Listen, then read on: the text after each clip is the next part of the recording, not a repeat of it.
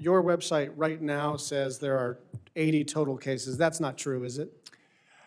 We update that on a daily basis, and as cases are reported from states, they do that on their own schedule. So ours is a kind of a once a day. Right, but it's sort of garbage in, garbage out. We just don't know yet. It's not that it's 80, it's that you've confirmed 80.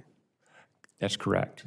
Okay, so I would just recommend that you figure out a better way to reflect, and I understand the uncertainty here, but what's going to happen, I'm afraid, is that right now people are, I think, unreasonably reassured by this low total case count and unreasonably fearful of other places that are actually, really what's happened is they've deployed tests more efficiently and effectively than the United States has.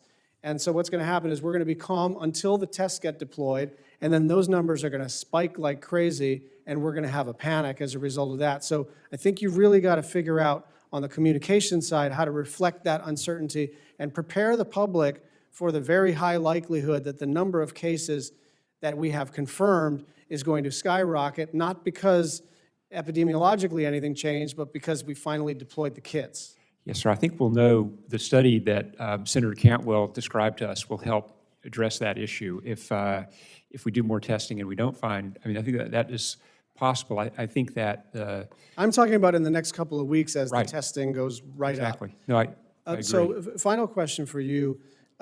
This is so constructive and so bipartisan. I thank the chairman for convening this hearing and the ranking member.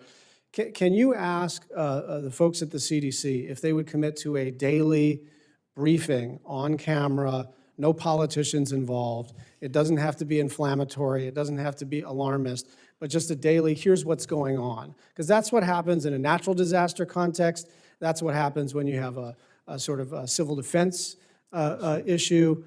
We just need to hear from a singular, authoritative, informed voice and on a daily basis so that we're not all catch as catch can trying to figure out where the data is and where this thing is going.